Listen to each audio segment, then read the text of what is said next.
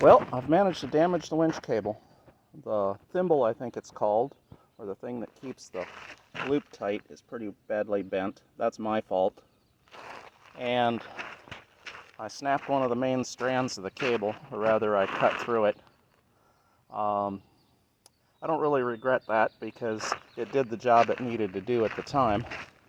And I've paced this off to the winch on the top of the trailer, and it's about 38 paces, which is 90, roughly 114 feet. So this cable is probably nominally considered a 100-foot cable. It's got a couple flattened spots in the cables, but no places where any strands are damaged, except back up here, where I already showed you. And that is I don't know, 12 feet from the end maybe. So if I cut that off and put a new loop on it, I'd still have nominally a 100-foot cable on this winch. Seems a shame to throw it away and just replace it. But I'm having problems finding a crimp tool that I can afford. Now this isn't like the ferrules you see on a lot of the other videos on YouTube. This one's different. I'm sure this is the original Warren factory ferrule or sleeve.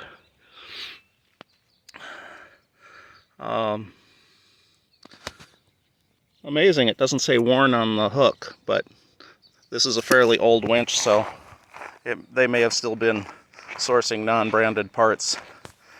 But what I'd like to do is cut it off about here, put a new loop on it, and either that hook or a different hook, maybe a different hook, and just spool it back onto the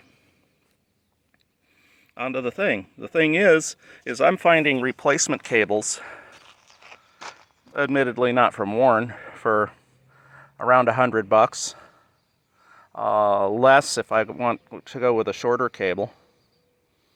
But what I'm not finding is a crimp tool that will crimp that it doesn't start from a few hundred and go to several $100s. So, and that just seems wasteful to me, to waste 100 foot of good cable because I can't find a crimp tool that doesn't cost 3 times what a replacement cable costs, at a minimum. A good one, you know, a hydraulic one's a couple of $1,000s. Well, there's a couple of things here of interest. First off is, for some reason, I thought this was a 12,000 pound winch, but this says CME 8000. First layer, 3,600 kilograms, 8,000 pounds, never exceed this load. Well, I've loaded 2 fairly heavy trucks with this. I don't think they were 8,000 pounds, but it struggled more than I thought it should have. But anyway, here's the other thing that's of note, is it uses a different type of connection to the spool than I've seen in a lot of the other fixing your winch or replacing your cable YouTube videos. As you can see, I've probably pushed it about to its capacity. The winch is rated for 8,000 pounds, as already noted, but the base plate is rated for 9,000 pounds. And as you can probably see here, or I'll snap in a photo if it doesn't show, it looks like I've bent the mounting plate. So I might be a whole lot better off to weld in a heavier mounting plate and put my Badlands winch up here and bolt it directly to the mounting plate. My Badlands winch is actually rated for 12,000 pounds. One thing that might help a little bit with cost is this is only a 5/16 cable nominally. There's some grunge on there and the cable isn't perfectly round. But anyway, it's nominally a 5/16 cable. And I seem to have remember finding crimp tools for 5/16 ferrules that were quite a bit cheaper than the ones that would handle 3/8. Still more than the cost of a cable. And with it being a 5/16 cable, obviously it's cheaper than a 3/8 cable.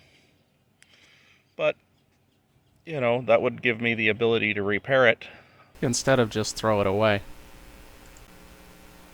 Anyway, please feel free to put your comments, ideas, and suggestions in the comments below. Have a great day.